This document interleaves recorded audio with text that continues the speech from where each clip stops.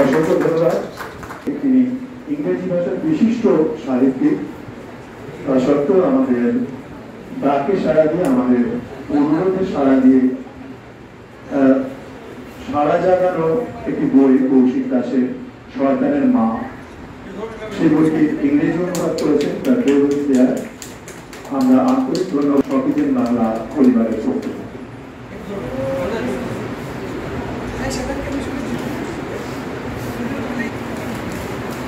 বিশিষ্ট ক্রীড়া ব্যক্তিত্ব সেই সবার পক্ষ থেকে সম্মাননা জ্ঞাপন করছেন পন্তরা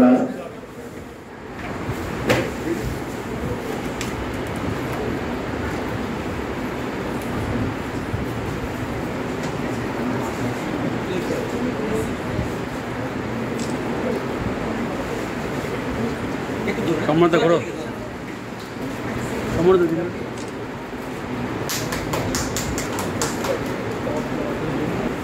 পল্লবী ঘোষকে সম্বর্ধনা এবং সম্মাননা জ্ঞাপন করছেন তার মা শ্রীমতী শেফালী ঘোষ।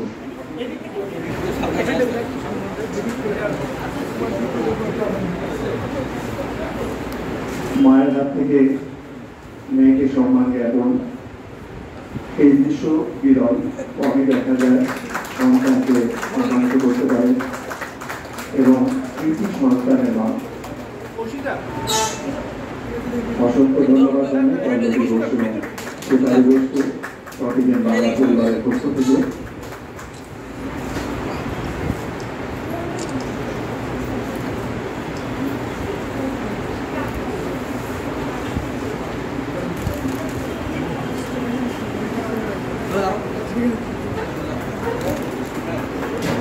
যার বই প্রকাশ উপলক্ষে আজকের এই পুরো অনুষ্ঠান এবং শফিজেন বাংলার ল্যাঙ্গুয়েজ কোঅর্ডিনেটর দেবদত্তা ব্যানার্জি।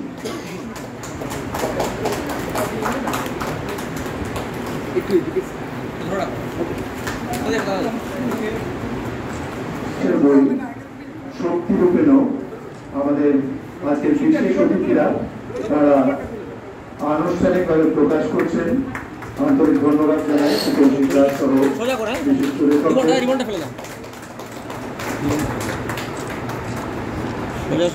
একটু সোজা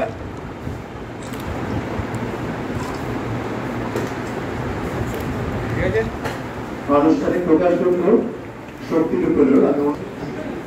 প্রথমে আমি সবাইকে ধন্যবাদ জানাতে চাই যে আপনারা এখানে এসেছেন, মানে এটা আমি সত্যি আপ্লুত। মানে আমি আন্তর্জাতিক পত্রিকা যাদের কাছ থেকে লেখা শিখেছি, বাংলা লেখা শিখেছি, শঙ্কুদা, রতনদা, রূপকদা, সব্যসাচীদা সবাই এখানে উপস্থিত আছেন, এটা আমার কাছে বিশাল বড় এক প্রাপ্তি।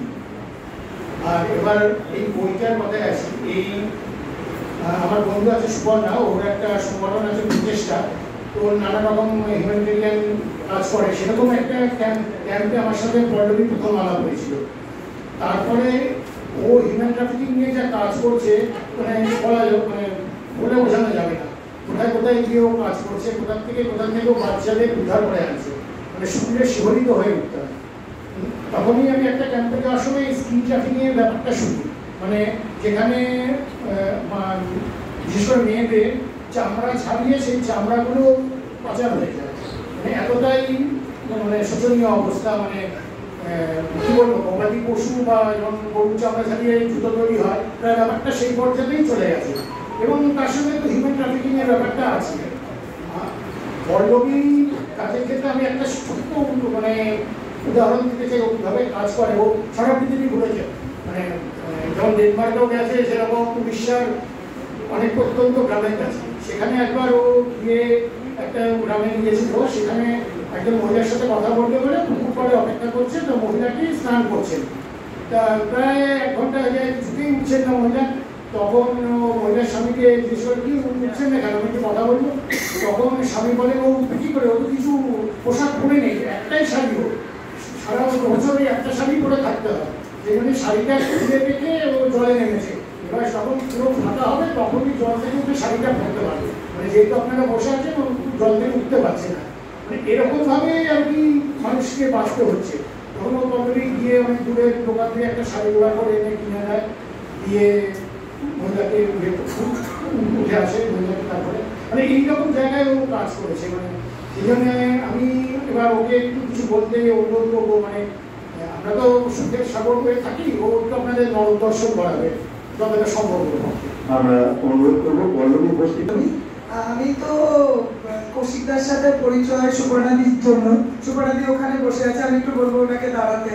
সুপর্ণাদি আমাকে যখন, উনি অনেক ভালো কাজ করে, উনি মানে একটু মানে কতটা পাবলিক মানে এক্সপোজ করে না নিজের কাজকে নিয়ে। উনি জেরিয়াট্রিক্স নিয়ে কাজ করে, এই বয়স্ক মহিলাদেরকে নিয়ে, বয়স্ক মহিলা পুরুষদের নিয়ে কাজ করে, এল্ডার কেয়ার নিয়ে।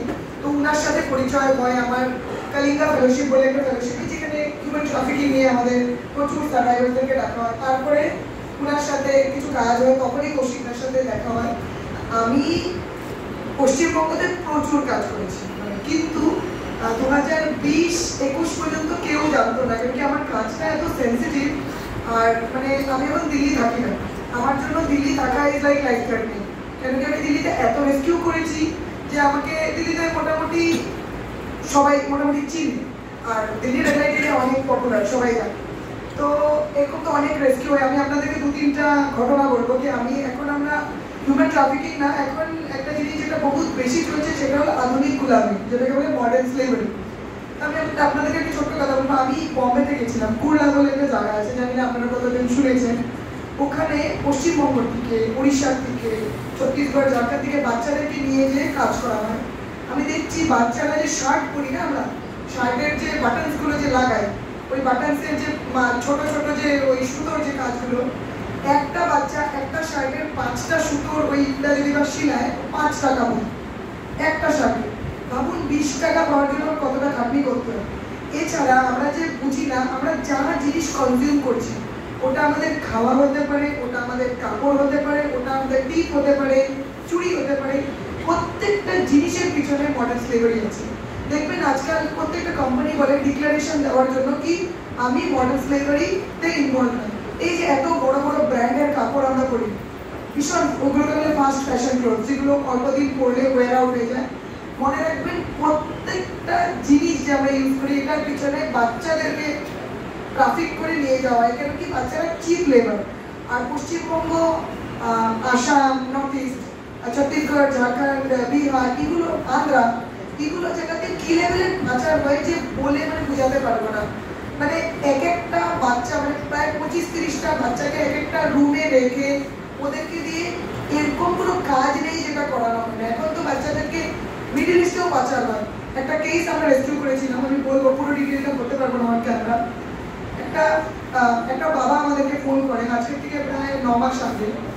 ওই লোকটা বলে উনার মেয়ে নিখোঁজ। তো উনি বলে আমার মেয়ে নিখোঁজ হয়ে গেছে। তো আমরা ভাবি কোথার থেকে, উনি একজন ড্রাইভার ছিল। ইনভেস্টিগেশন করতে করতে করতে জানি মিড ডে মিল যে হয় না, মিড ডে মিল যে আমাদের স্কুলে যে দুপুরের খাওয়াটা হয়, সেই খাওয়ার ভ্যানে ডাল রাখে যে বড় ডাব্বা, ওই ডাব্বাটার মধ্যে মেখে নিয়ে পাচার হয়ে যায়। পাচার হয়ে ভারতবর্ষের নর্থ ইন্ডিয়াতে এমন একটা জায়গায় রাখা হয়, 4 মাসে 8 বছরের মেয়েটা 12 থেকে 13 বছর হয়ে যায়। একটা ফেক ডক্টর যে ওকে ইঞ্জেকশন পুশ করে এভরিডে, একটা ফেক পাসপোর্ট বানানো লোক, ওরা সব মিলে মানে পুরো একটা গ্রাম এই কাজে ইনভলভ। ওই গ্রামটার মধ্যে পুরো সোর্স অফ ইনকাম নাই, পুরো গ্রামটাই এই পাচারের কাজ করে। মেয়েটাকে ফাইনালি রেস্কিউ করা হয়। মেয়েটা যখন ওই কি বলে ইমিগ্রেশন ক্রস করে বিদেশে পাচার হয়ে যাচ্ছিল, মেয়েটাকে রেস্কিউ করতে পারি আমরা, কিন্তু মেয়েটার যে বলে না ইনোসেন্সটা নষ্ট হয়ে গেছে। মেয়েটা 8 বছরের মেয়েকে যদি 4 মাসে আমরা 12 বছরের করে দিই, তো এই লেভেলের পাচার হচ্ছে। আর আমরা সবাই জানি না, আমাদের ভারতবর্ষে আমরা যে বলি এখনো এত গরিব মানুষ আছে। আমি কালকে এক জায়গায় গেছিলাম পশ্চিমবঙ্গ, সেই জায়গায় মানে মানুষ আছে যারা দুবেলা ভাত পায় না। মানে আমরা সবাই এত খাওয়া নষ্ট করি, এত কিছু নষ্ট করি। আর সবচেয়ে বড় কথা হলো আমরা সবাই ইগনোরেন্স, আমরা অ্যাকসেপ্টই করি না। আমি আসার সময় কৌশিকদাকে বলছিলাম, একটা বিশাল বড় এমএনসি ইনভেস্টার আমাকে বলছে যে পাচার কি হয় নাকি আজকালের দিনে, মানে কি লেভেলে পাচার হয় আপনারা বিশ্বাস করতে পারবেন না। আপনারা যদি ন্যাশনাল ক্রাইম রেকর্ড ব্যুরো উঠিয়ে দেখেন, কোনোখানে আপনারা পাচারের কথা শুনবেন না। কেন কি কোনো দেশ বা কোনো রাজ্য এটা অ্যাকসেপ্ট করে না কি পাচার হয়। যেই মোমেন্ট ওরা অ্যাকসেপ্ট করবে কি পাচার হয়, ওই রাজ্যের বদনাম হয়ে যায়। এই জন্য আপনারা সবসময় দেখবেন এফআইআর-এ ওরা এফআইআর রেজিস্ট্রেশনে সবসময় মিসিং লিখে, জিডি এন্ট্রি বলে, ডিডি এন্ট্রি বলে। তো আমি সবাইকে এই কথাগুলো এই জন্য বলছি এটা কি পাচার বলুন বা ভায়োলেন্স বলুন একজন অ্যাক্টিভিস্ট বা একটা সোশ্যাল ওয়ার্কার বন্ধ করতে পারে না। এটা একটা মুভমেন্ট, এটা একটা আন্দোলন, সবাই একসাথে মিলে কাজ করতে হবে। তো যখনই যাবে, যখনই কোনোখানে কিছু খেতে যাবে বা কোনোখানে ঘুরতে যাবে, যদি বা মনে হয় কোনো কিছু ডাউটফুল, বলছি না কি আপনি একদম লড়াই করতে দাঁড়ান, ওটা বলছি না, খালি একটা ফোন কল করতে পারেন। একটা বসে থেকে একটা লিঙ্ক পাঠাবো, যদি ভাই আপনাদেরকে সাথে শেয়ার করবে। ক্রাইম পেট্রোলের একটা এপিসোড আছে যেখানে মধ্যে ওটা অ্যাকচুয়ালি একটা এপিসোড আছিল। আমার এক বান্ধবী আমার সাথে কফি খেতে খেতে ডিসকাস করেছিলাম পাচারের ব্যাপার। ও বাসে ট্রাভেল করছিল, ও একটা পাচার দেখে ফোন করে আর আমরা ওই মেয়েটাকে রেস্কিউ করতে পারি। তো একটা ফোন কল, একটা মানে আপনার একটা চেষ্টাতে না অনেকভাবে ক্রাইম আপনারা বন্ধ করতে পারেন। তো এই জন্য সবাইকে স্টক করবেন না, মনিটর করবেন। 6 মাস আগে একটা মেয়েকে রেস্কিউ করেছি, ওর বাবা বিশাল হাই লেভেল অফিসার। মেয়েটার পাচার হয়েছিল স্ল্যাক বলে একটা চ্যানেল থেকে, আমি জানি না আপনারা জানেন নাকি, স্ল্যাক ডিসকর্ড বলে একটা চ্যানেল আছে। বাবা মা ওকে সব কিছু দিয়েছে, ফোন থেকে শুরু করে মোবাইল থেকে শুরু করে স্মার্ট ওয়াচ, স্মার্ট টিভি। মেয়েটা পাচার এই জন্য হয় কেন কি বাবা মা ওকে টাইম দেয় না। মেয়েটা আমাকে বলছে বাবা মা আমাকে সব কিছু দিয়েছে, আমার সাথে কথা বলে না। তো আজকালের পেরেন্টসদের সাথে বাচ্চাদের ইন্টারাকশনটা বহুত লেস হয়ে গেছে। আমরা যে ডাইনিং টেবিলেও বসে ফোন ঘাঁটি, আমি ওটাই বলছি যে ফোন ইউজ করো, কিন্তু সব বাবা মারা যারা বসে আছে প্লিজ একটু দেখবেন আপনার ছেলে মেয়েদের কোনো রকম প্রবলেম হচ্ছে নাকি। কেন কি পাচার ভীষণ হাইভাবে বেড়ে গেছে। Domestic violence, mental health issue নিয়েও মানুষের পাচার হচ্ছে, আগের মতন না কি গরিব পাচার হচ্ছে বা ধরেন কি বলে পড়াশোনা জানে না, বেরোজগার, এখন অন্য অন্য কারণের জন্য পাচার হচ্ছে। তো জাস্ট এটাই বলার ছিল। স্কিন ট্রাফিকিং এ নেপাল থেকে প্রচুর মানুষের স্কিন ট্রাফিকিং হয়। এখন আপনারা শুনলে একটু ট্রিগারিং হয় ব্যাপারটা। কি হয় ইউরোপিয়ান কান্ট্রিজে সাউথ এশিয়ান স্কিনের প্রচুর ডিমান্ড। আমাদের স্কিনটা না কালো বলেও কি হয়েছে ভীষণ স্মুথ, মানে আমাদের সাউথ এশিয়ান মানে ইন্ডিয়া বলুন, নেপাল বলুন, প্রত্যেকটা মানুষের স্কিন ভীষণ স্মুথ। আর আপনি এই দেশগুলোতে মানুষ দেখতে সুন্দর হতে পারে কিন্তু স্কিনে ভীষণ ফ্রিকলস আছে, ডট ডট। আর যেহেতু ওরা এত বেশি different types of food products consume করে যেগুলো মানে অত পিওর না, এই জন্য স্কিনের মধ্যে না ওই সফটনেসটা নেই, স্কিন ইজ ভেরি হার্ড। তো এই জন্য ইন্ডিয়ান স্কিন এরকম সাউথ এশিয়ান স্কিনের ভীষণ ডিমান্ড। তো ওরা কি করে উপরে ল্যাব চলে, মানে যেখানে স্কিন ট্রাফিকিং এর মানে স্কিন উঠানো হয়, যেটাকে আমরা বলি গ্রাফটিং আর এসব, ওখানে উপরে পুরো প্রপার ল্যাব চলবে, মনে হবে এভরিথিং ইজ ভেরি মানে কি বলবো সাইন্টিফিক, অথরাইজ, অর্গানাইজ। নিচে প্রচুর স্কিন ট্রাফিকিং হয়। আর এইটা এরকম ফ্যামিলি থেকে হয় যারা প্রচুর গরিব, ধরেন যারা ট্রাফিকার, ওরা জানতে পারে যে এই মেয়েটার ঘরে বাবা মদ খায়, এই মেয়েটার ঘরে মা নেই। তো ওই ভালনারেবল ফ্যামিলিগুলোকে খুঁজে খুঁজে ওদেরকে কনভিন্স করে কি মেয়েদের যদি বা আপনারা যদি বা যান, মানুষকে মানে বলে না বোকা বানানো খুব সোজা, কারণ স্কিন গ্রোথ ভেরি ফাস্ট, মানে জানেন আমাদের হাত কেটে গেলে ভেরি ফাস্ট। তো এত মানে কেয়ারফুলি স্কিন ওই স্কিন ট্রাফিকিং হয়, স্কিন উঠানো হয়, পিলিং হয়, কিন্তু which results in severe যেটা কি বলবো রেপারকেশন, যে কনসিকুয়েন্সেস, স্কিন ইনফেকশনস হয়ে যায়, এক্সেমা হয়ে যায়, অ্যালার্জি হয়ে যায়, স্কিন ক্যান্সার হয়ে যায়। তো it is one of the মানে human trafficking is a very big organised crime, মানে $1 billion ক্রাইম। কিন্তু if skin trafficking becomes rampant, মানে এইটার কোনো মানে এন্ড নেই, because it will become a business যেটাকে মানে আনট্র্যাকেবল হয়ে যাবে। এতগুলো স্কিন ট্রাফিকিং এর কেসে ইনভেস্টিগেশন আমি ছিলাম। রিসেন্টলি আমরা স্কিন ট্রাফিকিং এর ফ্যামিলিগুলোর সাথে কন্ট্যাক্ট করতে চেয়েছি, এভরিওয়ান ইজ আন্ডারগ্রাউন্ড। একটা ফ্যামিলি এসে বলছে না, কিন্তু ম্যাক্সিমাম ফ্যামিলির মেয়েদের স্কিন ট্রাফিকিং হয়েছে, অর্গান ট্রাফিকিং হয়েছে, তো মেয়েরা স্কিন ট্রাফিকিং বলে না। তো এই আমাদের শফিজের বাংলা পরিবারের পক্ষ থেকে এই বইয়ের অনুবাদ করা হয়েছে।